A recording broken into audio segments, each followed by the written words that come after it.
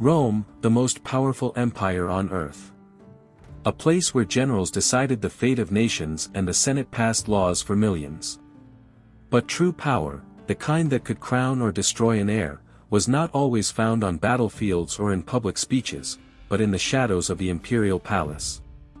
There, in the heart of the Palatine, a young man of only 19 served wine at private gatherings that would never appear in official records. He was not just any slave, he was Marcus Claudius Marcellus, nephew of Augustus himself and designated heir to the throne. Educated to rule, married to the emperor's daughter, admired by the people. Rome saw him as the future, but in reality, he was being turned into a prisoner of a political game so dark that it would forever mark the history of the empire. The question is inevitable: how is it that the man who could have been the second emperor of Rome ended up trapped in a web of secrets, manipulation, and humiliation? What you are about to discover will not be found in official history books, because it was deliberately buried. And believe me, this is one of those stories that will change the way you understand power in antiquity. Stay until the end, because what you're about to hear reveals how the most intimate secrets became the deadliest weapons of the Roman Empire. To understand the dark story of Marcus Claudius Marcellus, we must first stop at the stage where it all unfolded. The year is 30 BC. Rome had just survived decades of civil wars that had bled the Republic dry. Gaius Octavius, better known as Augustus, was emerging as the most powerful man in the world. With his victory over Mark Antony and Cleopatra, Rome entered a new era, the Empire. But although the battles had been won, the real challenge was only beginning: maintaining power in an environment where betrayal could be born at any banquet, in any alliance, in any family. And here appears a key figure, Livia Drusilla, the wife of Augustus. A shrewd, calculating woman, with an ambition that equaled, or even surpassed, that of her husband. Officially, her role was that of imperial consort. In practice, she was a political strategist who understood better than anyone that the control of Rome was not secured only with legions or Senate speeches, but with secrets. Livia knew that generals could be defeated in battle, that senators could be bribed or eliminated, but a man trapped by his own weaknesses would never free himself from his chains. And on that chessboard of power, she found in Marcellus, the young heir, the perfect piece to build her web of manipulation. Because while Augustus dreamed of shaping his nephew into a virtuous prince, Livia discovered a far more effective method, teaching him that power was not inherited, it was controlled from the shadows. Marcus Claudius Marcellus was only 12 years old when he entered the heart of the imperial palace. To the people, he was the future, the boy who one day would succeed Augustus on the throne. But within the marble walls, his education took a path no one would have dared to imagine. By day he received the training of an aristocrat: oratory, philosophy, military strategy. He was prepared to shine in the forums, to command armies, and to become the very model of Roman virtue. But when night fell, that same heir was led into settings where his role changed entirely. There he did not learn from books, but from glances, silences, and forbidden favors. Livia Drusilla, with calculated coldness, repeated to him that an emperor must know the weaknesses of men in order to rule them. And the best way to uncover those weaknesses was to be present in their most intimate moments, in things they would never confess publicly. Thus began the private dinners. Senators and generals came thinking they would discuss matters of state, but instead found young Marcellus serving wine, dressed in provocative tunics that were anything but innocent. They watched him, they tested him, and without realizing it, they became ensnared in a web of commitments from which they could never escape. For Marcellus, what at first seemed like a strange political game soon became his daily reality. He learned, with painful speed, that his body was not solely his own, it was a tool of power, as valuable as the empire's gold or the strength of a legion. And so, while the people saw him as an exemplary prince, in secret Marcellus was being turned into the centerpiece of a manipulation operation that was about to redefine Roman politics. As the years passed, what began as private dinners evolved into a perfectly designed system. Livia Drusilla had created a blackmail machine more effective than any army. The meetings no longer took place only in the imperial palace. Secret villas, built on the outskirts of Rome, served as stages for carefully orchestrated encounters. Each room was equipped with hidden compartments and strategically placed mirrors to record the smallest detail. Nothing was left to chance: who attended, what they desired, what they requested, and what secrets were revealed in intimacy. Everything was written down and stored in chests hidden under strict guard. Thus, men who in the Senate posed as defenders of morality were exposed in those nights in their most human weaknesses. And each of those moments was captured in Livia's hands. From then on, no vote, no appointment, and no decision of state was free from her influence. What is most surprising is that, for the majority of Rome, this power was invisible. Officially, Augustus controlled the empire with his legions and his political charisma. But in practice, many of his decisions were already conditioned by the network of secrets his wife was weaving in the dark. At the center of it all stood Marcellus, the heir. He was not only Livia's tool, but also the visible face of an operation that kept the most powerful men of the empire in suspense. And every gathering he attended did not only seal his personal fate, but also the destiny of Rome itself. Marcus Claudius Marcellus had grown up trapped in a game he never chose. But by the age of 17, something inside him changed. After years of being used as a pawn in Livia's web, he realized he possessed a power that not even she had foreseen. Every glance, every secret, every whispered word in those private meetings had been etched into his memory. He knew which senator was vulnerable, which general had secret ambitions, and which family lived under a shameful burden. Instead of serving as an instrument of blackmail for others, he began to wield that knowledge for himself. The first step was silent. With a coldness surprising for his age, he confronted one of the senators who had humiliated him most in the past. He did not do it with weapons or with public threats, but with what Rome feared the most: the exposure of its secrets. The result was immediate: gold, political support, and absolute silence. Marcellus had discovered that he could shift from victim to predator in a single move.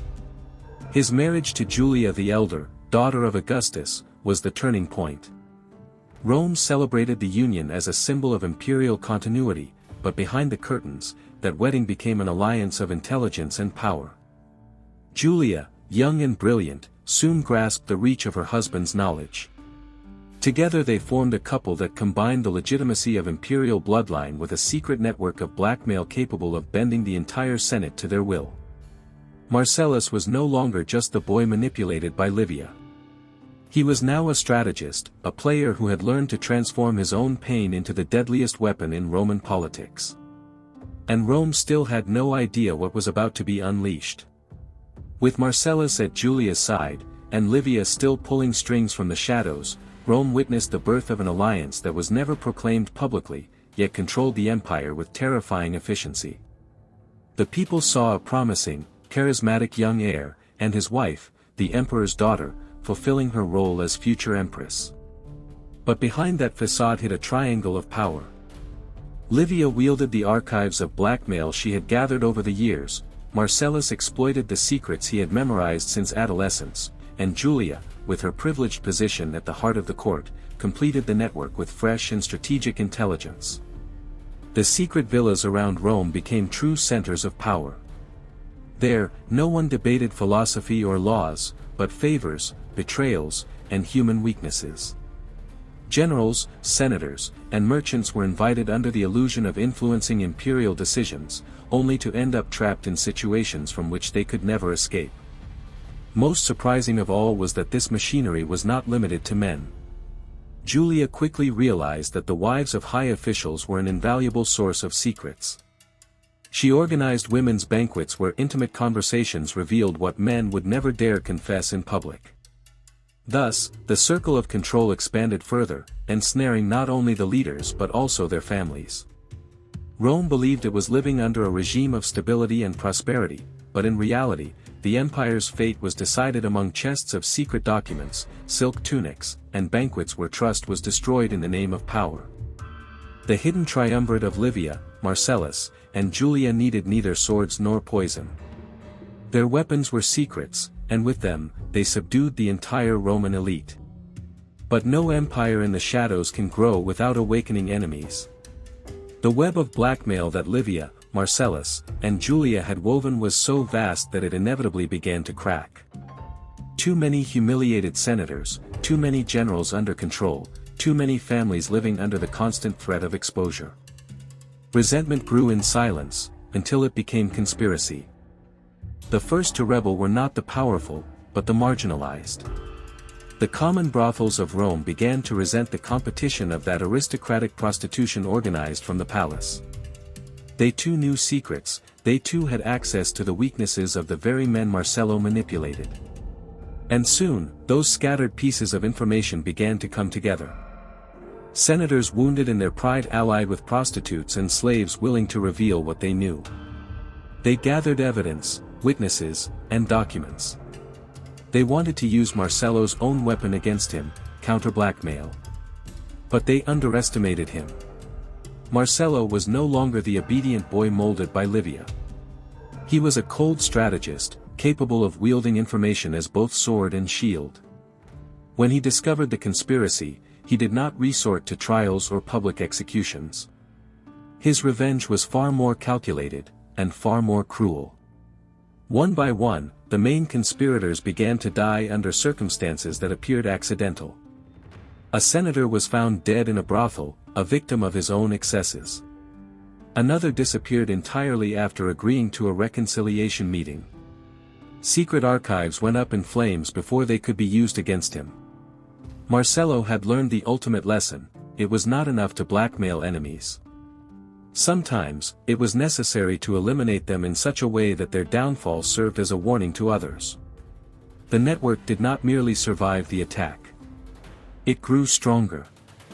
Rome understood that confronting the imperial heir was too great a risk, because he was always ready to strike back with the same poison that had marked him since childhood. Marcello's power seemed indestructible. He had survived conspiracies, eliminated rivals, and consolidated a web of secrets that reached every corner of the Senate. But even the shrewdest predator can fall by the very weapon he masters best. In 23 BC, the heir began to fall ill. At first dizziness and fevers, then unbearable pain and delirium. The official chroniclers would later claim he was the victim of a mysterious illness, or possibly arsenic poisoning. But the truth was far more sinister. Marcello was not defeated by swords, nor by poisons, but by the very ground on which he had built his power: sex. An enemy who had managed to escape his net plotted the perfect revenge. During an intimate encounter, Marcello was deliberately infected with an incurable venereal disease, which at that time amounted to a death sentence. The irony was devastating. The young man who had turned intimacy into a political weapon was slowly dying from the very strategy he had perfected. His final weeks were an agony that mirrored his own past, the pain, the degradation, and the humiliation he himself had used to subjugate so many. Livia Drusilla, the architect of his dark education, observed his end with the coldness of someone who knew she had won the game. The heir she had once molded was no longer necessary. With his death, she kept all the secret archives, consolidating a power that would pass directly to her son Tiberius. Marcello had been the prince destined to rule Rome. But his end made it clear that, in the halls of the Palatine, no one was indispensable. The game of power always devoured its pawns, even the most valuable ones. Marcello's death did not erase what he had built. On the contrary, his downfall was only the beginning of a practice that would shape entire generations of Roman emperors. The chests of documents, the lists of names, the evidence collected over years were not destroyed with him. Livia Drusilla ensured that every file was preserved and handed over to her son Tiberius, who inherited not only the throne, but also the most sophisticated network of blackmail in ancient history. From then on, aristocratic prostitution became a permanent instrument of imperial power. Young nobles were trained to serve as intimate spies, private parties were transformed into arenas of manipulation, and secrets gathered in the shadows weighed more than the swords of the legions. For centuries, this model of control was passed down in secret. It is even said that hidden manuals existed, the so-called Protocols of the Palatine, with detailed instructions on how to use sex, blackmail, and extortion as tools of government.